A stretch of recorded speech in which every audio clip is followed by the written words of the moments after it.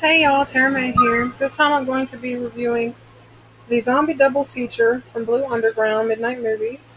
This is going to be Hell of the Living Dead, which is also known as Zombie Creeping Flesh and Virus, and also Nightmare City. Nightmare City is by Umberto Lenzi, and Hell of the Living Dead is by Bruno Mattei. These movies are both kind of serious early 80s zombie flicks that, while there is definitely humorous moments in them, and the makeup effects is almost a little laughable on the zombies themselves. Um, they are cheesy, but really, really good movies. I'll start with Hell of the Living Dead. In this one, it even says on the back that the chick practices nude anthropology. She's an investigative reporter or something, and she goes with these commandos where there has been a chemical plant thing that has unleashed some zombies. There's some tribes and stuff out there. They're investigating um, you know, some kind of whatever's going on out there. There's a lot of violence. At one point, she just kind of rips her top open, screens right there on her boobs. She kind of paints herself up funny, paints big white spots on her boobs, and goes running through the jungle. Kind of goes to the tribe. They kind of take her in or whatever and talk to her, I guess. So, meanwhile, they're fighting off zombies. You get a pretty good scene early on with a kid. Now, typically, I've noticed most zombie flicks, they kind of save like a kid zombification for towards the end. It's usually an emotional thing to pull on something. You might see this kid slowly turning. This one, you pretty much get it right away. Kid looks sick. He's been bitten. He's in the front seat with his dad. The others are going looking for help, and they come back, and the kid has pretty much had at his dad and eaten him, and he's got this stuff in his hands. He's got the blood all over his face. He gets out just kind of lurching and stuff, and it's a pretty great scene, really. There was a lot of fun moments in this movie, and with the zombies themselves, the commandos, they kind of the banter that they have, the kind of way they rib each other and stuff. There's some tense moments too, like I said, it's pretty gory. There's this one part where the guy's kind of showing off, and he's like, these people are idiots. They're just shooting at anything. You need to do headshots. He runs right up in the middle of the zombies with his gun. They're coming at him. He knows they're slow, so he's not really that concerned. He turns around, and he's like, headshot, like this, and he just kind of blows the crap out of the one zombie's head, and it just kind of, blows back, and it was a pretty good effect there. I tweeted about this movie. I got a lot of good response, and I was actually requested to do the review on this one. So I probably would have done it anyway, but I was glad for the request because it's a fun one to cover. It just has, some kind of over-the-top stuff. Like I said, the whole thing with the girl just running through the jungle, painted up with pretty much nothing on almost and stuff. It was funny, and it kind of really, it didn't even matter in the end in a way. Like, I guess it didn't, it added something to the movie. Of course, it's a fun moment, but it doesn't seem like it was just kind of an excuse to have something like this happen in the film, briefly, which I guess that's okay. I don't have a problem with it. It was kind of fun.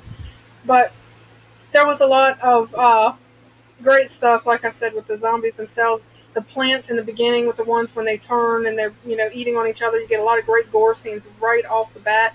And some of the makeup on certain zombies seems to be better than others. Some of them just look like they have blotchy clay stuff plopped on their faces and everything.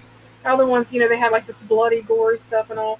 We get some good, a scene where there's kind of like a hand in somebody's face, like they shove it in their mouth, rip their tongue out, stick their fingers up through their eyes. That's pretty great. You don't get that in everything. And you gotta love Italian zombie flicks and just crazy flicks like that in general. That kind of extreme is totally fun in my opinion. And over the top, unbelievable, but totally great. And then you have a lot of just running around chaos at times. One guy, they even mentioned on the back of this again, something about cross-dressing. That really is a reference to something that goes on when they come to the mansion. Something interesting about this movie I actually found partway through. It reminds me of the way some video game series have tackled zombie stuff. For instance, Resident Evil. How you're kind of in a mansion and you kind of progress to like a base and you're uncovering things as to what's happened that's led to this outbreak, what went wrong and stuff. This movie actually kind of progresses the way some video games progress, as far as uncovering facts and things going on. And I thought that was kind of amusing. I did used to play video games back in the day, and just that aspect of it was really reminiscent. I know this predated, of course, the video games, so maybe the video games have drawn inspiration from movies such as this, but it was really sort of a progression of one place to the next and finding out more information and picking it up and stuff like that. And I thought that was pretty cool. the way they did that and the way that you actually can see inspiration in later things from movies like this. That one, it was done pretty good. Like I said, it had several titles.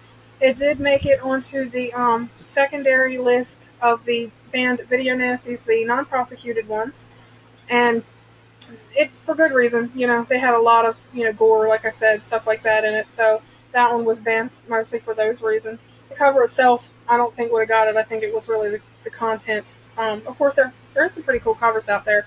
The one on this isn't the most interesting one, but they have some that have the girl and some of the zombies. You had some kind of like the zombies surfacing up out of the water and stuff. Now, Nightmare City, that one by Umberto Lenzi, that one again had a lot of that. The zombies kind of look like clay, plopped all over them and stuff like that. In this one, it was a radioactive spill caused the mass contamination of thousands of citizens.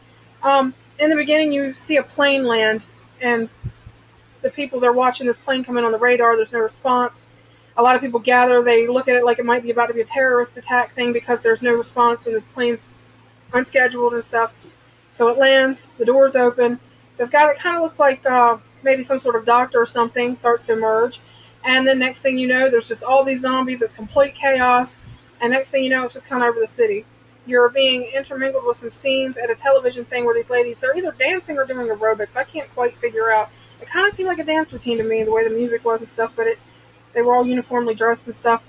There's an attack and an assault on them, and you get a lot of great scenes of, the heads being eaten and stuff like that. There's some great scenes in the hospital where, the zombies are in there. Some of the people, I guess, that were initially bitten maybe were taken there and stuff, and you've got, like, braless nurses getting their tops ripped open and stuff before the zombies attack them. These zombies are not very typical. Not only do they move fast, and they seem to be thinking and aware of what they're doing, planning out their attacks, they actually wield weapons. They actually do things like to the dancers, they cut one of them's boob off. I mean, they just take a knife and hack it off. There's some really great gore scenes. There's one chick in a house, and they kind of pop something through her eye, throw her down, rip her top open, and start cutting away on her. There is just a lot of really great inventive gore death scenes in this one, and it's just really fun. I mean, just some stuff is just seems to be going on just for the chaos of, a zombie assault. But if you think about it, in a zombie assault, it is going to be a lot of chaos. It is going to be a lot of random moments. There's, going to be stuff happening here. There's going to be stuff happening there. You do have, certain survivor characters trying to move through the story and survive and figure out what happened and fend off the attack and stuff like that. But really, I found that it was more, you're just getting all these great scenes of the attacks and whatnot more than anything else. And I thought that it was really a fun flick. I mean, very cheesy, very over the top.